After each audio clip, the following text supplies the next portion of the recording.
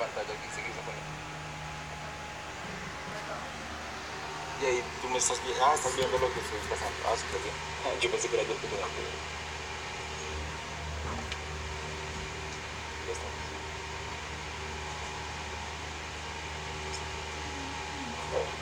Buenas noches, bienvenidos todos nuevamente a este webinar organizado por los editores. En esta oportunidad tenemos un tema de candente importancia de actualidad. Es el tema de las conciliaciones entre las cifras contables y fiscales. El artículo 772-1 del Estatuto Tributario, que fue adicionado por la Ley 1819 del 2016, reforma tributaria, establece que los contribuyentes deben llevar un sistema de control o de conciliaciones entre producto de la aplicación de los marcos técnicos normativos de información financiera y las disposiciones que establece este estatuto. Esto tiene pues unas graves consecuencias porque el incumplimiento de esta obligación, este precepto incorporado en el estatuto tributario, ocasiona una irregularidad en la contabilidad. Por eso en esta oportunidad y a puertas del cierre del año fiscal del año 2017, nos está acompañando el doctor Carlos Giovanni Vázquez Rodríguez. Él es contador público de la Universidad Surcolombiana, especialista en gestión tributaria, abogado de la Universidad Libre, socio fundador de la firma Jiménez Higuita Rodríguez y Asociados.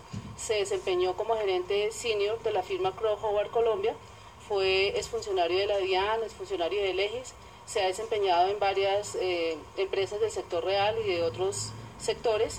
Además ha sido docente y catedrático y muy cercano a la Casa Legis.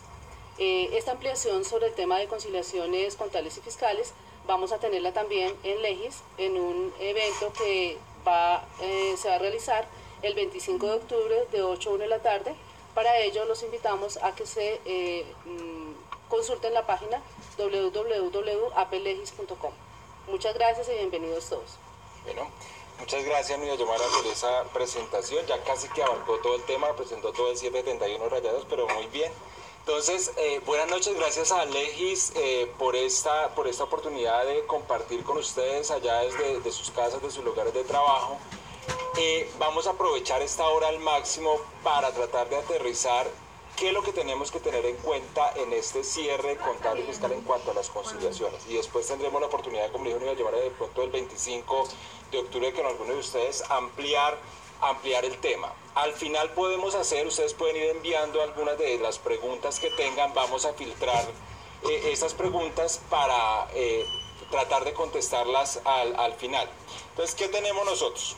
Como lo dijo Nuria Yomara, el artículo 772-1 de nuestra famosa reforma tributaria del 2016, que parece ya han pasado 9 meses, estamos en septiembre de aplicación de esa reforma tributaria y pues estamos empezando a revisar realmente los impactos, pero realmente el impacto que vamos a tener es cuando presentemos la declaración, pero antes de presentar la declaración tenemos que hacer el cierre contable. Entonces el artículo 772-1, que es el que nos conlleva a hablar hoy, me establece que sin perjuicio en lo establecido en el artículo 4 de la ley 1314 del 2009, los contribuyentes que estén obligados a llevar contabilidad deben llevar un sistema de control o conciliaciones. Entonces, fíjense ahí, y es lo que vamos a hablar, porque vamos a hablar de dos cosas, de lo que está en la ley, pero también lo que ha propuesto la DIAN en el proyecto de decreto, para mirar qué está pensando la Administración de Impuestos, que ya se le está acabando el tiempo de sacar ese decreto. Esperemos que salga esta semana, porque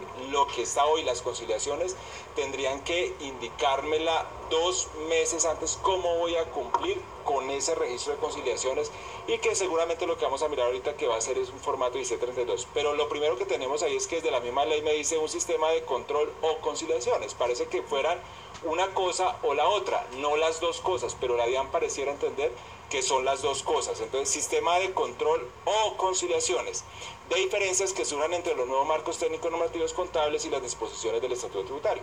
Lo importante acá es que las conciliaciones siempre lo hemos hecho, siempre desde que nosotros estamos revisando declaraciones, conciliaciones siempre han habido. ¿Qué es lo nuevo? Lo nuevo es que me van a sancionar por no tener las conciliaciones. Eso sí es nuevo, voy a tener una sanción por libros de contabilidad, porque la conciliación, mal o bien, en el sistema anterior, al final nos tocaba hacer una hoja de trabajo que ustedes, cada uno se inventaba su hoja de trabajo. Ahora lo importante es que esa hoja de trabajo, ¿eso va a estar reglado o cómo lo voy a hacer? Entonces, ¿qué está pensando la DIAN al respecto? que es lo que vamos a mirar en el proyecto de decreto, y que hemos tenido la oportunidad de compartir esta misma presentación que ustedes están viendo, la hemos visto en diferentes escenarios, con unas cosas más, otras cosas menos, pero hemos ido hablando de este tema de conciliaciones ya en varios escenarios para poder que la DIAN entienda un poco que esto conlleva, como lo está pensando la Administración de Impuestos, conlleva un trabajo adicional para nuestra área contable o para nuestros contadores. Entonces, empecemos acá de dónde nace esa obligación de conciliar. Entonces, empezando por los hechos económicos, que son el que da origen a los estados financieros, a la declaración de renta. Entonces tenemos los hechos económicos, y de los hechos económicos el reconocimiento y medición es lo que se va a llevar a los estados financieros. Entonces yo tengo un hecho económico, reconozco, y eso lo primero que hago es llevar a los estados financieros. Pero por la misma norma contable, ya el hecho de tener un hecho económico reconocido en mi estado financiero y tener una base de medición diferente o un reconocimiento diferente para efectos de impuesto a la renta o para efectos de impuestos, pues yo ya tengo una diferencia, y que por la norma contable yo ya las tengo que controlar, porque hay una norma, está la NIC 12 o la NIC para pymes, me obligan a hacer esa conciliación. ¿Y esa conciliación a través de qué se hace? Del impuesto diferido. Sin importar lo que estemos hablando del artículo 732, ya tengo que hacer las revelaciones, tengo que hacer el cálculo de impuesto diferido. Entonces, cualquier diferencia que haya entre el reconocimiento contable y el reconocimiento fiscal, pues se tiene que controlar o tener esa revelación. ¿Qué es lo que pasa? Que ese reconocimiento y medición se supone que con la ley 18 y 19 se trató de acercar, pero obligatoriamente vamos a tener diferencias, porque una cosa es la norma contable y otra cosa va a ser la norma fiscal. Después de yo hacer esas diferencias entre lo contable y lo fiscal, que no hemos hablado nada todavía de una obligación fiscal, pues voy a tener unas cifras contables que son las que voy a hacer unos ajustes y unas limitaciones, beneficios, limitaciones y deducciones para llevarlo a una declaración de renta. Ahí sí ya estoy aplicando la norma fiscal. Ahí estoy aplicando la norma fiscal, donde yo parto de mi información contable, nada diferente a lo que hacía antes. Hago ajustes porque hay limitantes, gastos no deducibles, hay beneficios que tengo que utilizar, hago mi hoja de trabajo y llego a la norma fiscal. Entonces, fíjense que hay dos eventos en los que yo tengo que conciliar entre las bases de medición y reconocimiento y entre limitaciones y deducciones. Y eso es muy importante para saber ustedes cómo está estructurado el decreto que seguramente va a salir, pues partiendo de la base del proyecto que presentó la DIAN, y llegar por último a mi declaración de renta. Entonces, esos cuadritos que ustedes ven ahí en amarillo, que están viendo en la presentación, donde está el reconocimiento y los ajustes, sería lo que va en el reporte o en el sistema de conciliaciones que está estableciendo la Administración de Impuestos. ¿Qué pasa? Que si solamente son conciliaciones, estoy partiendo de dos cosas. O voy a conciliar lo que son beneficios y limitaciones y deducciones, porque no tengo ninguna diferencia en el reconocimiento contable. Ahí estoy hablando de una conciliación. Pero si tengo ya diferencias desde el reconocimiento, que las voy a tener, lógicamente las voy a tener, porque pues no es posible que un contribuyente diga hoy que toda su contabilidad es igual a lo fiscal. Eso no creo que en la práctica se dé. En ese caso es un tema de control.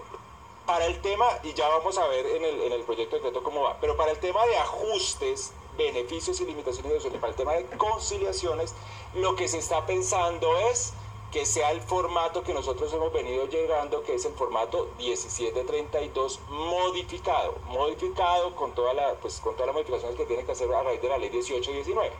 Pero en una presentación que tuvimos la oportunidad de estar con alguien de la Administración de Impuestos, nos planteaba que en ese formato 1732 se quería adicionalmente incluir la conciliación del impuesto diferido y con ello la conciliación de la tasa efectiva de tributación. Lo que le decíamos, eso está muy bien, que lo pongan, pero no creo que sea prudente incluirlo para la declaración o con la presentación de la declaración de renta, porque llegar a eso es una cifra que se tiene que llegar, pero en la práctica poner ese trabajo adicional a los contadores, y muchas veces nos vemos pues cogidos del tiempo para presentar la declaración de renta, mucho más para llegar a la conciliación de la tasa efectiva de tributación y la conciliación del impuesto diferido. Ya tuvimos una experiencia antes, la experiencia con el plan piloto que nos pedían una conciliación muy parecida, pues en algunos casos en empresas muy organizadas ni siquiera nos cuadraba el tema del momento para que teníamos para reportar. Entonces eso se le ha puesto de manifiesto a la DIAN porque sería una obligación adicional que se le pone al área contable y a los contadores cuando estamos presionados con el vencimiento de la declaración, el subir al formato, que el formato me suba, que el formato me cuadre. Entonces ojalá esa parte de la conciliación de la tasa efectiva de tributación, que me suena bien, pero que no lo pongan como una obligación y atada al vencimiento de la presentación de la declaración. Esto lo tenemos que mirar, y lo que se quería y lo que se va con este tema de conciliaciones lo tenemos que mirar desde el génesis de la reforma tributaria, que incluso acá en este libro de Legis, editado por Legis, pues está toda la exposición de motivos, y ahí uno puede mirar en esa exposición de motivos que una de las cosas que se quería, y que usted lo ven ahí en la presentación, era facilitar el cumplimiento de las obligaciones tributarias, pues evita que los empresarios tengan que llevar una doble contabilidad en base NIF y una en base de reglas contables que aplican para efectos tributarios. Entonces, si uno parte de ese objetivo y parte de ese querer que quería la norma, pues tiene que decir obligatoriamente no pueden haber dos contabilidades. No puede haber dos contabilidades, y es que no debe haber dos contabilidades porque la contabilidad es una sola, con propósitos diferentes.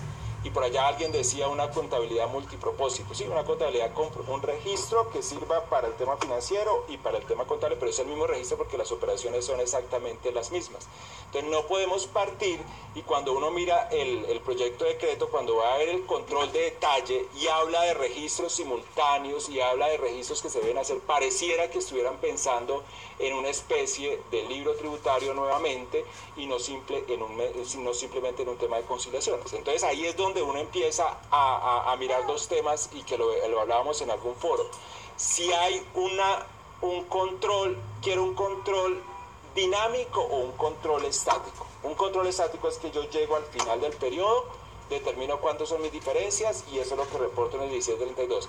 Pero pareciera que con lo que tenga la administración de impuestos, que dice que cuando tengo diferencia entre el reconocimiento contable y el reconocimiento fiscal, no simplemente por ajustes y diferencias, tendría que llevar un control de detalle que se convertiría en un control dinámico, o sea, otro libro que me soporte esas diferencias. Eso no es lo que quería, o al menos así lo entendemos nosotros, lo entiendo yo, lo entendemos nosotros, que lo que quería la administración no era tener ese doble registro. Entonces me dice, ¿quiénes van a cumplir con esta obligación? Pues todos los contribuyentes obligados a llevar contabilidad, o aquellos que no estén obligados decidan hacerlo para fines fiscales. Y lo van a hacer por las diferencias que surjan entre los marcos técnicos normativos, hablando del control de detalle, y en conciliaciones, las conciliaciones entre lo contable y lo fiscal. Y fíjense, la norma dice, no es obligatorio si no hay diferencias o estas obedecen limitaciones y excepciones de carácter fiscal. Eso no me dice nada, porque como les dije, es muy difícil que en el reconocimiento que yo tengo no tenga diferencia entre lo contable y fiscal. Entonces básicamente me dice, solamente si la diferencia obedece a una limitante, ejemplo, el 4 por 1000 porque suele deducirle el 50%. Si eso obedece, entonces solamente llevo el control en las conciliaciones, que sería el formato 1732. Pero si tengo cualquier otra diferencia, por mínima que sea, entonces ya tenemos la primera, que son las bases de depreciación o las vías útiles o los activos del año anterior, pues ya tenemos esa diferencia, tengo que llevar los dos sistemas, un control de detalle y unas conciliaciones. Entonces eso es lo que no creemos. Lo que esperábamos era que si yo quiero llevar un control de detalle o un registro de conciliaciones sea opción del contribuyente, pero en el proyecto de decreto se lee que es obligatorio llevar los dos, control de detalle y conciliaciones, al final con la respectiva sanción por libros de contabilidad.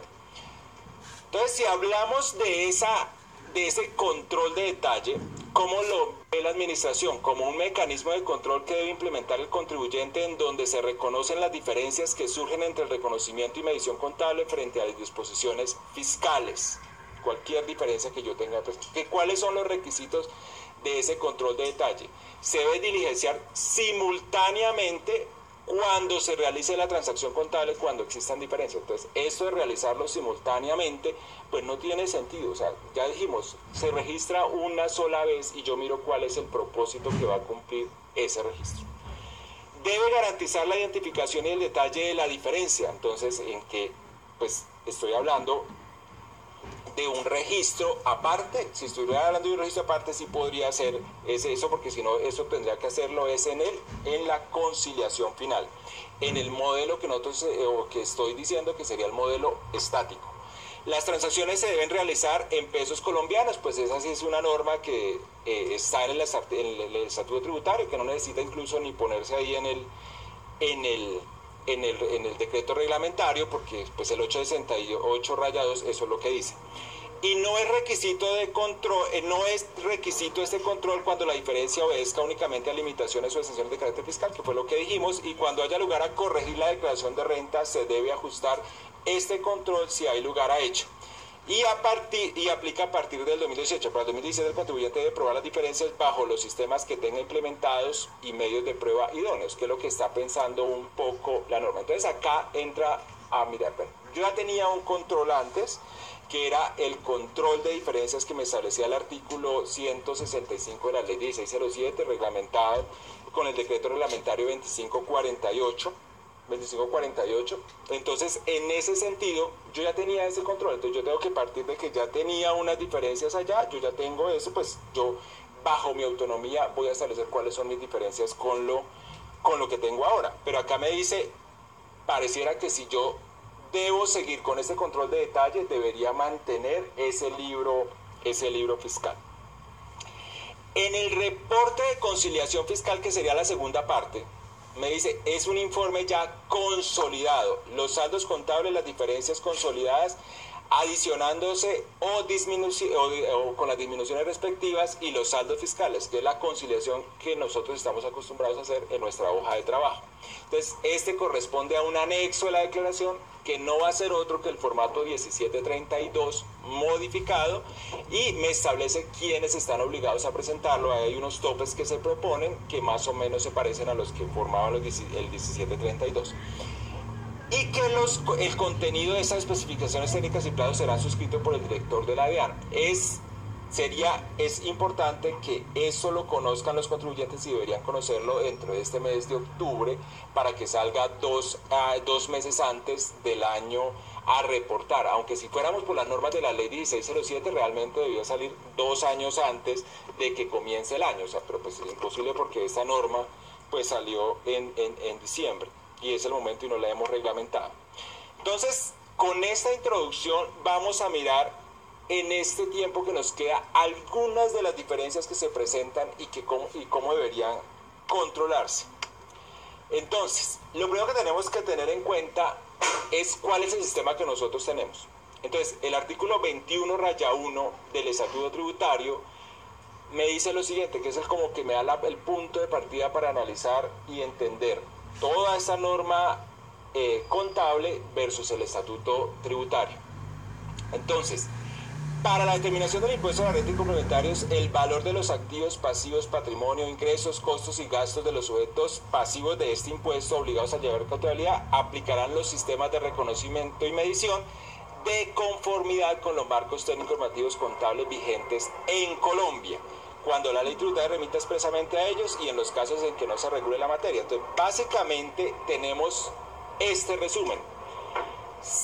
¿Cuál es la regla general? Y me atrevo a decir que la regla general es que el reconocimiento de un activo y un pasivo, un patrimonio y unos ingresos se hacen de acuerdo con la técnica contable. Cuando la ley remita expresamente a ella, que es en la mayoría de los casos, porque no está definido el activo, como vamos a ver ahorita, y los pasivos están definidos de acuerdo como lo dice la técnica contable, o cuando no regule la materia. Entonces, por ejemplo, cuando no regule la materia, si estamos hablando de inventarios, antes y ahorita la reforma tributaria había unas reglas diferentes. Me decía, ¿quiénes están obligados a llevar o cómo se establece el costo de los inventarios? A través del sistema permanente y a través del sistema periódico. Pero antes la norma fiscal me decía quiénes deben llevar inventario periódico, permanente, que eran los que estaban obligados a tener revisor fiscal. La norma fiscal me lo decía. Hoy no me lo dice, no me dice por ningún lado porque eso fue derogado. Entonces yo tengo que hacer, pues ir a la técnica contable a ver cuál es la mejor forma de determinar para mi negocio mis inventarios. Entonces será la norma contable la que me determina, como no me regula la materia, será la norma contable que me diga cuál es la mejor forma de medir razonablemente el costo de mis inventarios, por inventario permanente o por inventario continuo. Eso la norma dice, pero habrán casos donde la ley tributaria puede disponer de forma expresa un tratamiento diferente.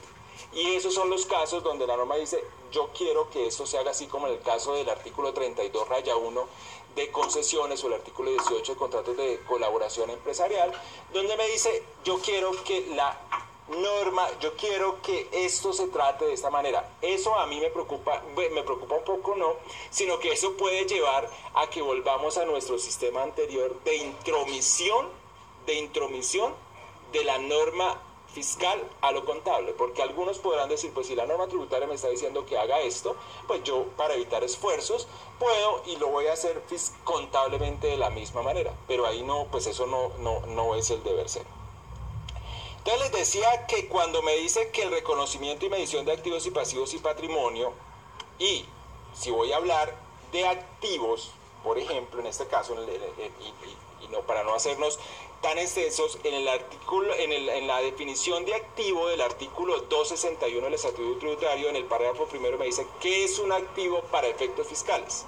Entonces me dice, y vamos a tomar esto para mirar las diferentes decisiones que ustedes deben tomar en sus declaraciones. Me dice, sin perjuicio de lo establecido en el Estatuto Tributario, se entenderá como activo los recursos controlados por la entidad como resultado de eventos pasados y de los cuales se espera que excluyan beneficios económicos futuros para la entidad. Uno va a ver el marco conceptual de la contabilidad y dice exactamente lo mismo.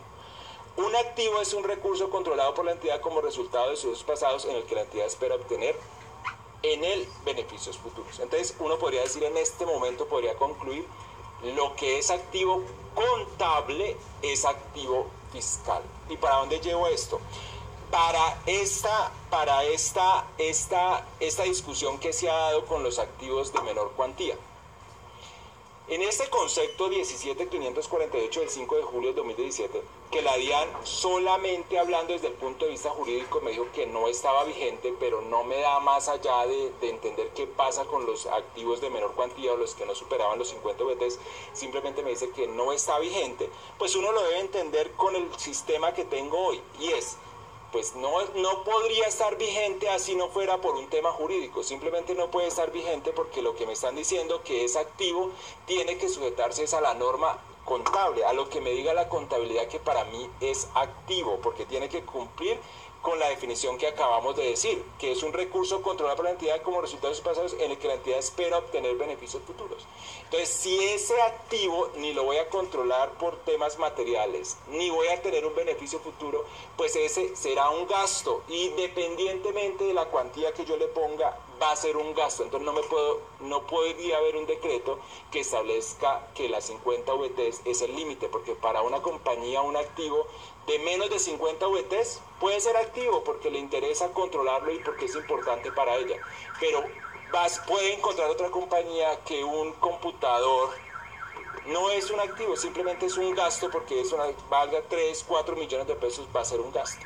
Lo que pasa es que ahí, y recogiendo las palabras de algún compañero de algún panel, dice, pues que tenemos que tener en cuenta que esto hay un juicio profesional que se tiene que cumplir, hacer un juicio profesional de qué es lo que es activo, porque no podemos ir más allá y abusar de la norma tributaria. Entonces ya voy a decir que todos los activos que sean menos de 50 millones de pesos son gasto, no, más allá no puedo ir, entonces tengo que hacer mi responsabilidad como contador, como revisor fiscal, como asesor, como sea, yo tengo que revisar que realmente ese es el juicio profesional para llevar eso al gasto. Pero entonces no depende de que el reglamento me diga que son 50 VTs, depende de qué, de que si cumple las condiciones de la definición para ser activo.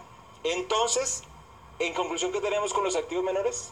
no vamos a aplicar los 50-23, pero eso no quiere decir que ya no podamos llevar eso al gasto. Lo podemos llevar al gasto siempre y cuando ese activo pues cumpla las condiciones, no cumpla las condiciones de ser activo, sino que sea un gasto. Entonces, que la mesa, que la silla que estoy comprando, pues la voy a poder seguir llegando al gasto si yo lo puedo probar desde el punto de vista contable. Igual definición vemos en el pasivo.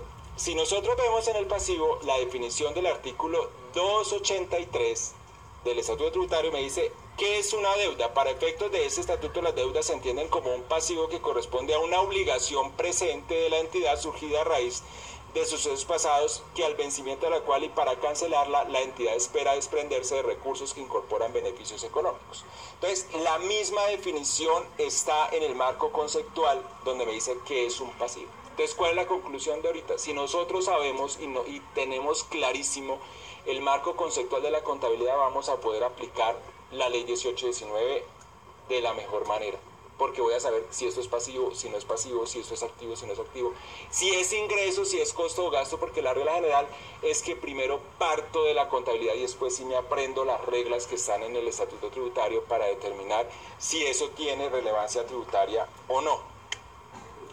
Entonces, de la manera que yo ahora voy a mirar cómo lo voy a reconocer y por qué valor lo voy a reconocer fiscalmente. Entonces me dice que la regla general es el principio de devengo, que pues porque ahora hablamos de devengo y porque es el lenguaje que tenemos que utilizar, pero pues guardadas las proporciones pues es lo mismo que teníamos antes, que se llamaba causación. Lo que pasa es que hoy que unimos el tema contable y el tema fiscal, tenemos que hablar que el tema de devengo no habla solito, sino que tengo que revisar devengo y reconocimiento, porque puede ser que un hecho económico se devengue, pero jamás se reconozca contablemente. Entonces tengo que unir esos dos elementos, devengo y reconocimiento. Entonces me dice, los activos y pasivos, patrimonio, ingresos, costos y gastos deberán tener en cuenta la base contable de acumulación de devengo, la cual describe los efectos de las transacciones y los otros hechos y circunstancias sobre los recursos económicos y los derechos de los acreedores de la entidad, que informan los periodos en que esos tienen lugar, incluso si los cobros y pagos resultados se producen en periodo diferente. No es algo muy diferente a lo que hablábamos de causación, es cambiar el tema lingüístico. Y para los fines de este estatuto, cuando se haga referencia al término de causación, debe asimilarse al término de definición o devengo o acumulación de que trata este artículo del Estatuto Tributario. Entonces, para tomar uno de los elementos, no voy a entrar a definir el tema de ingresos, vamos a hablar de los ingresos. Entonces, si vamos a mirar la realización del ingreso en el artículo 28 para saber qué es ingreso fiscal, en el artículo 28 me dice, los ingresos realizados fiscalmente son los ingresos devengados contablemente en el año o periodo gravable. Entonces, los ingresos realizados fiscalmente son los ingresos devengados contablemente. Esa es la regla general. Entonces, tengo que mirar esa regla general y después sí tengo que mirar las excepciones. Pero vámonos solamente por la regla general. Los ingresos realizados fiscalmente son los ingresos devengados contablemente en el año o periodo gravable. Entonces, ya sabemos que si el ingreso es devengado contablemente, ya tiene una incidencia fiscal si no está dentro de las excepciones que están en el artículo 28 para los dividendos, para la venta de bienes, para los ingresos provisionados, para esta cosa que no me voy a tener en cada uno. Pero voy a mirar todo lo que pasa con los ingresos. Si vamos a mirar el ingreso devengado, ahí pueden haber diferencias entre esa circunstancia que está en el parágrafo primero del artículo 28 que me llama la atención y me dice ingreso devengado pero que no es reconocido, pero que fiscalmente sí tiene relevancia. Entonces ahí en ese caso ya empieza a hablar el tema de devengo y reconocimiento. Entonces me dice, pueden haber ingresos que contablemente se devenguen, pero por alguna circunstancia de juicio profesional no se puedan reconocer. Que yo hice una venta de un bien a una sociedad y la sociedad está en liquidación, pero pues yo tenía que hacérsela y yo ya sé que esa venta no me la van a pagar. Entonces yo ya sé que contablemente yo eso no lo voy a reconocer no lo voy a reconocer porque no va a tener un beneficio futuro. Yo ya sé, ya tengo que, eso que hice es un gasto, en lugar de ser una venta, lo que hice es un gasto. Lo que me dice la norma fiscal, ojo, ahí no vamos a entrar en esa discusión, porque podría ir a juicio profesional y decir, es que esto sí, entonces las personas indicar que ese ingreso no se puede vengar. Entonces me dice, cuando yo tengo un contrato con un cliente, y bajo los marcos técnicos normativos, y eso me da derecho a pago, pero bajo los marcos técnicos normativos no se vaya a reconocer como ingreso, en ese caso para efectos fiscales usted sí me lo reconoce. Aquí hay que tener diferencia dos cosas, y es que no vamos a volver a decir, es que como yo emití la factura, pero todavía no puedo reconocer el ingreso, porque yo no he trasladado los beneficios del bien, entonces yo sí tengo que reconocer el ingreso fiscal. Quiero que me entiendan ahí, no es que vamos a volver al tratamiento anterior donde yo todo lo que hacía, el reconocer el ingreso es cuando facturo. No, aquí es que hay que entender la norma es cuando por ningún motivo, ni antes ni después, yo voy a reconocer ese ingreso desde el punto de vista contable. Desde el punto de vista contable. Porque si... Esperemos que pase el avión, ya pasó el avión. Porque si yo lo que voy a hacer es que el ingreso se va a reconocer en un momento posterior, pues ese es el momento posterior donde va a reconocer el ingreso contable y el ingreso fiscal. Lo que pasa es que ahorita emití la factura, no he trasladado, no he prestado el servicio, pues todavía no reconozco el ingreso, pero se va a reconocer contable y fiscalmente cuando se reconozca contablemente y cuando yo preste el servicio, cuando yo transfiera el derecho de obligaciones. Estamos hablando de que ese inciso se presenta es cuando nunca yo ya hice el juicio profesional y dije que ese ingreso se va a llevar al gasto. Entonces, esa es una diferencia que puede presentar en los ingresos, que es de conciliación.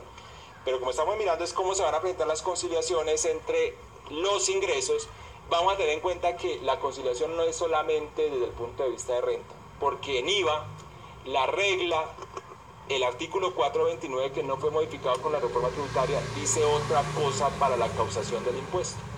Y la DIAN en este concepto 657, lo he leído varias veces y no dice otra cosa diferente a que de conformidad con el artículo 429 toma una sola regla. Y me dice que el ingreso que se va a reconocer es en el momento de la facturación, a pesar de que la norma para prestación de servicios, ¿cuándo se reconoce el IVA? Cuando se presta el servicio, cuando se pague, cuando se factura, incluso cuando se haga el pago, aún en cuenta lo que ocurra primero de esas tres operaciones. Pero la DIAN en este, y me va a permitir leerlo, me dice, respecto al segundo interrogante, le informamos que el responsable del impuesto de las ventas tiene la obligación legal de recaudar, declarar y consignar el impuesto sobre aquellos hechos económicos en los que se cause de conformidad con el artículo 429 del Estatuto Tributario. Por tal razón, el valor del ingreso que se debe registrar en la declaración del mismo, del impuesto de las ventas del periodo correspondiente de acuerdo con el artículo 600 del Estatuto Tributario, no es otro que el efectivamente facturado con el lleno de los requisitos de acuerdo con el artículo 617. Entonces, ¿qué me está diciendo? Se fue por una que a mí me gusta, por una decisión práctica, pero me está modificando sí el artículo 429, pero prácticamente me dijo, cuando usted facture va a reconocer el ingreso en IVA. Entonces, esto me va a tener, ya voy a tener una diferencia entre mi ingreso contable, puedo tener una diferencia por las reglas especiales, pero voy a tener una diferencia especialmente con mis ingresos en IVA. Porque si, por ejemplo, estamos en un contrato de construcción, yo he venido reconociendo los ingresos por avance de obra, pero no he facturado, pues yo ya tengo reconocido el ingreso en IVA y en ICA. En IVA y en ICA, pero en renta y en ICA, pero en IVA no lo he, en IVA no lo he podido reconocer porque no he facturado. Entonces, ¿por qué en ICA? Porque la norma, la ley 1819 remitió que todos los ingresos de ICA se iban a hacer de acuerdo con el artículo 28 del Estatuto Tributario, y así lo estableció y así lo entiende la Secretaría Distrital de Impuestos, en este caso, en este concepto 244 del 24 del 10 de 2017. Entonces, en ese sentido, hasta este momento tendríamos que posiblemente, la regla general es que contable y fiscal y renta tendrían el mismo ingreso, ICA tendrían el mismo ingreso, pero IVA no va a tener ingreso. Entonces voy a tener una conciliación entre lo contable y lo fiscal con renta, si hay excepciones, y entre lo que voy a llevar en IVA. Entonces es una otra conciliación aparte que yo tendría que llevar, y eso no está en el proyecto de decreto, pero es una conciliación que nosotros en la práctica pues lo tenemos que llevar. Con este tema de los ingresos, para dejarlo agotado el tema de los ingresos, en esta de las conciliaciones hay otras cosas que nos pueden pasar y que ni están en las normas de transición, ni están en las normas del proyecto de decreto, pero que tenemos que tomar una decisión, y esa decisión, y eso es lo que vamos a hablar en el seminario del 25, pues más en detalle de qué es lo que tenemos que hacer. Miren este caso. En el año 2016 yo tengo lo siguiente: yo ya estaba en los dos grupos, yo ya estaba con IFRS, tanto para el grupo 2 como para el grupo 1 yo ya tenía IFRS. Entonces este contribuyente tenía un ingreso fiscal facturado de 1.000 millones de pesos, pero no había devengado el ingreso, porque contablemente no había transferido, no había cumplido con los criterios para que se devengara el ingreso. Entonces en el estado financiero no lo registró, pero en su declaración de renta sí registró, porque ya había facturado el ingreso por 1.000 millones de pesos. Entonces, en este 2016 yo presenté una diferencia y yo tributé sobre 1.000 millones de pesos. Cuando voy al año 2017 me aparecen en mis estados financieros unos ingresos devengados por 1.000 millones de pesos. Entonces, si yo dijera voy a aplicar el artículo 28, me tocaría volver a tributar por los 1.000 millones de pesos, porque dijimos que la regla es que los ingresos que se entienden devengados contablemente son los que se llevan a la declaración de renta. Entonces, tributaría dos veces. Voy a mirar las normas de conciliaciones, y por allá las normas de conciliación las normas de transición, y en las normas de transición no me dice nada que hacer con esa situación. Entonces yo tengo que tomar una decisión y decir, no, yo no puedo tributar dos veces, tengo que buscarle el sentido a la norma. Entonces lo que la norma es, y tener una conciliación y decir, pues listo, en el año 2017 tengo un ingreso devengado de 1.000, pero fiscalmente cero, porque no voy a tributar dos veces sobre ese mismo ingreso. Pero puede pasar al contrario. Entonces, en este caso es que yo ya había tributado antes y que me estoy retirando. Pero puede pasar que yo en el año 2016 haya registrado en mi contabilidad, pero en mi contabilidad lo haya registrado y no haya registrado ese ingreso para efectos fiscales. No lo haya registrado para efectos fiscales. Este año no lo tengo devengado contablemente. Pero yo sé que no he tributado sobre eso. Entonces creerán ustedes que vamos a dejar ese ingreso sin tributar, porque con la norma anterior yo lo hacía con unas reglas del artículo 28 y con esta lo voy a hacer otra. Pues es un vacío que está en la norma, pero a través de las conciliaciones yo tengo que llegar a darle el sentido de que si yo no había tributado sobre ese ingreso, pues seguramente voy a tener que tributar sobre ese ingreso. Entonces están en las dos vías, se pueden presentar ese caso. Entonces, en resumen, para las conciliaciones de los ingresos tenemos en renta, ingreso devengado contablemente; en IVA, ingreso facturado según el concepto de la DIAN, pero pues yo me reservo el tema del artículo 429 del Estatuto Tributario; y en ICA, los ingresos devengados contablemente deben ser igual en renta. Entonces, hasta este momento ya tengo que tener ese mapa de los ingresos para saber dónde están las conciliaciones. Pero entonces yo me pregunto, ¿será que estas conciliaciones no las podemos hacer de manera estática, mirar lo que está en la contabilidad y poder hacer una conciliación en una hoja de trabajo? Creería que es lo más lógico, a que me obliguen a llevar un control de detalle de manera dinámica. Pues que eso, pues algunos lo podrán hacer, pues algunos software lo podrán hacer, pero pues yo creería que ese no es el sentido que le dio la ley 1819. En estos 5 minutos, para darle espacio, para que les queden a ustedes 10 minutos para dar la respuesta, quiero hacer otras reflexiones. El tema de la diferencia en cambio, porque ahí sí están duras las conciliaciones. Ahí tengo que tener clarísimo que para efectos fiscales, con norma de transición y más la norma general que me establece la ley 1819, para efectos fiscales yo tengo que tener un control diferente que para efectos contables, porque para efectos fiscales la diferencia en cambio que yo voy a tener en cuenta es la efectivamente realizada, mientras que para efectos contables yo sí tengo que cumplir la norma contable e ir actualizando, y entonces tengo que tener en cuenta la diferencia en cambio causada. Entonces ahí la conciliación sí la voy a tener que hacer, pero igual la puedo seguir haciendo de manera estática al final del periodo para determinar cuánta diferencia en cambio es efectivamente realizada y cuánta diferencia en cambio es causada. Y en esa diferencia en cambio tienen que tener presente que hoy, como está la norma, esa diferencia en cambio, entre otras cosas, hace base para la autorretención especial. hace base para la retención especial, porque antes no hacía base de retención del CRE, que fue la que reemplazó la autorización especial, por una concepción de que la diferencia en cambio era causada que hacían las fluctuaciones, pero hoy yo ya sé en cada momento cuándo va a ser ingreso y cuándo va a ser gasto. Y por último tenemos las diferencias que se pueden presentar en el activo más grande, en los activos fijos, en la propiedad, planta de equipo, propiedades de inversión y activos mantenidos para la venta, que diferencias que se pueden presentar tanto en la base, en la base de depreciación principalmente, en la base de depreciación, en la vida útil, y pues de pronto en los métodos de depreciación para los activos que yo venía depreciado, que tenían o que quedaron a 31 de diciembre del año 2016. En ese caso solamente quiero hacer una reflexión y es la siguiente. Pues una reflexión porque ese material sí lo tienen ustedes y no es por hacer propaganda acá, pero en esta revista, en la revista Impuestos, hay un artículo bien interesante de todo el tratamiento contable y fiscal de la diferencia en cambio.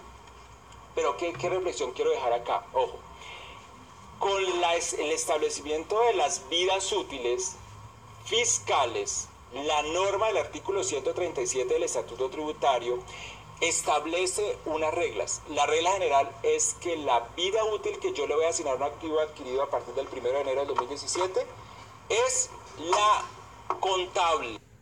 Esa es la regla general, es lo que me diga la contabilidad. Solo que para efectos fiscales vamos a aplicar una limitante. Es eso, una limitante, más no que esta tabla que ustedes están viendo allá sea la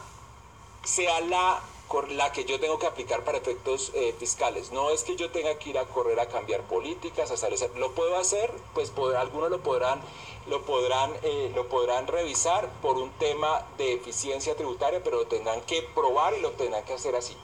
Pero lo que me está estableciendo es una limitante, tanto así que si yo establezco, y vamos a tomar solamente un ejemplo, si yo establezco que un vehículo para efectos contables la vida útil son 12 años, pues esa es mi vida útil, 12 años.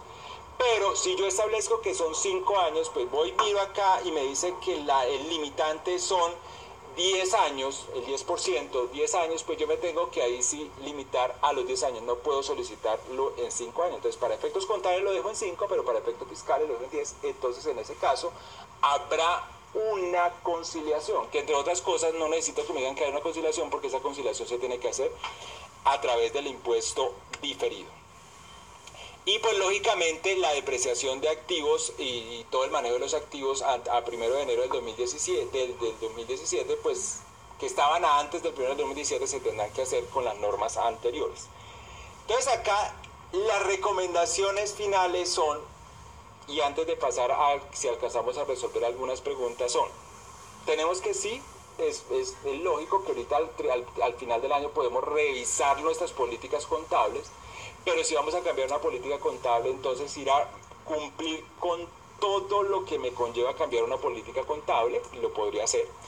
Revisar las normas de transición para mirar cuáles de esas deben ir en las conciliaciones. Control de activos para efectos contables y fiscales. Y establecer para este año, porque eso sí es obligatorio, cómo voy a tener el sistema de conciliaciones para poderle explicar a la administración entre el valor contable y el valor fiscal que yo voy a incluir en mi declaración, so pena la sanción por libros de contabilidad. Entonces, en este momento, si tenemos algunas preguntas, tenemos los 10 minutos que dijimos que íbamos a dejar para poder contestar. Entonces, ¿qué preguntas tenemos? Sebastián.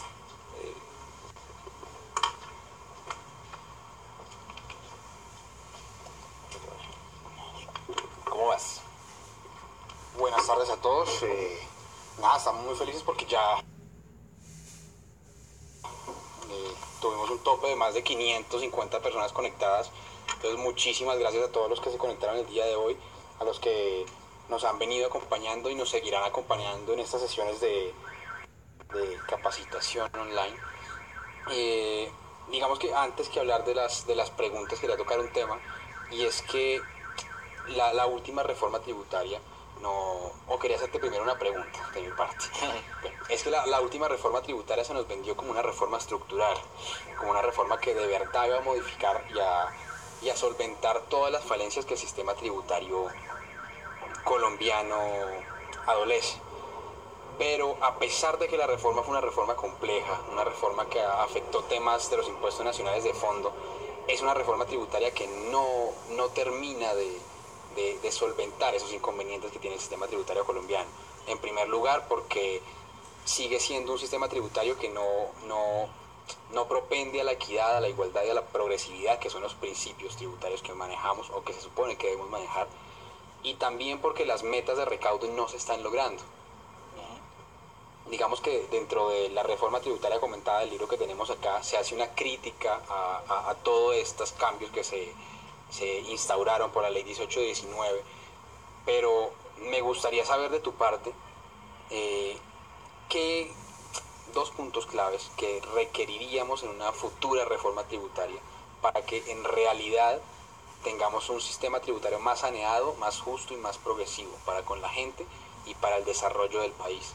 Bueno, esa es una pregunta bastante comprometedora con el tema de la reforma, pero yo podría decir que uno podría calificar esa reforma tributaria, y en lo que le he podido leer ahí al doctor Sarama, él no considera que sea una reforma estructural y que se hace necesario para todo el tema del proceso que está viviendo Colombia, el tema de la paz, tener una reforma que conlleve todos esos elementos de progresividad y el tema. Lo que sí es cierto es que es una reforma importante, no podemos decir, no digamos estructural, pero sí es una reforma tributaria importante y que conlleva todos estos análisis que estamos haciendo, que conlleva todo este análisis y que es un cambio en la estructura de los impuestos.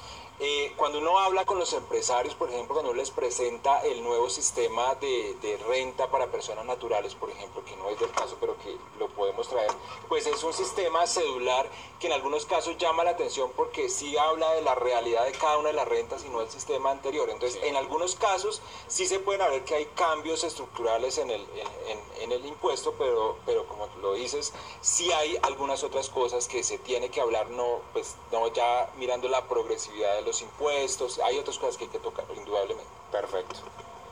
Vamos con la primera pregunta, nos la hace Manuel Alfredo Espina y él nos dice: hablando sobre los libros de contabilidad, con este cambio en el marco de normas contables, ¿habría que imprimirlos bajo las NIF o bajo las normas fiscales? Imprimirlos, no, el tema de la conservación de los libros de contabilidad no lo trae ni la reforma tributaria ni lo trae el tema de IFRS, o sea, ninguno de los dos temas habla de la impresión. Lo que sí es cierto, y hablando del tema de hoy que nos aplica, es que la sanción por libros de contabilidad se aplica en ambos términos. O sea que el tema de conciliaciones, si yo tengo los libros atrasados por más de 4 meses, me va a aplicar, y no tengo la conciliación en ese momento, aplicaría la sanción por libros de contabilidad porque no tengo el famoso control de detalle. Pero en cuanto a impresión de libros, ni la reforma tributaria hace cambios. Importante lo que ya teníamos, que yo los puedo conservar de manera electrónica y en el momento que los pidan los puedo pues pasar a la administración de impuestos. Ahí no hay un cambio ni en la reforma ni IFRS se detiene a mirar la impresión de libros de contabilidad. Perfecto. María Belandia nos pregunta si el leasing financiero tiene el mismo tratamiento contable y fiscal, o si hay diferencias entre la norma del artículo 127-1 se pensó con la norma que está vigente hoy de leasing, pero en el 2019, que cambia la norma de arrendamientos, ya no va a tener no se va a parecer tanto. Entonces vamos a decirle más o menos, no es la misma porque si el artículo 127-1 es uno y la norma del leasing para efectos contables es otra, pero hoy guardan como un parecido entre las dos normas, pero con la norma que se aplica hoy, hoy de arrendamientos financieros. Heiner Alberto Arias nos pregunta: con respecto a los activos de menor cuantía, ¿se pueden llevar estos como gasto de manera directa en caso de que haya quedado como política contable de la compañía para dar afinidad entre estos dos en materia contable y fiscal? Ya dijimos, si usted considera que, y para decirle a Heiner, si usted califica y bajo su juicio profesional, y en la política además está así, que eso no cumple, que ese bien que usted que está llevando no cumple con la definición de activo contable, pues no va a ser activo contable, va a ser gasto fiscal, siempre y cuando cumpla las condiciones de relación de causalidad y necesidad. Pero eso es algo que se utiliza en la actividad propia, pues lo va a poder llevar al resultado. Nos pregunta Adriana Rojas, si tengo que diligenciar el formato 1732, ¿puedo usar las cifras base como esto para hacer la conciliación? Eso es lo que está buscando la Administración de Impuestos. El formato 1732 es el que habla ahí de conciliaciones, no es otro, y eso sí lo ha dicho la Administración de Impuestos, y era lo lógico que se entendía, que ese consolidado sea el formato 1732, pero no el que tenemos hoy, o el que tenemos hoy, pero con las modificaciones que le va a indicar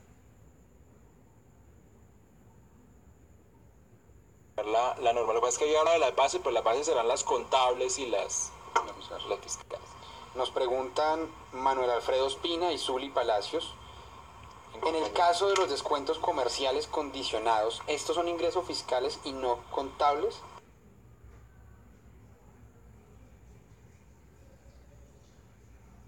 ¿Sería un ejemplo de esto de lo que menciona el concepto 657?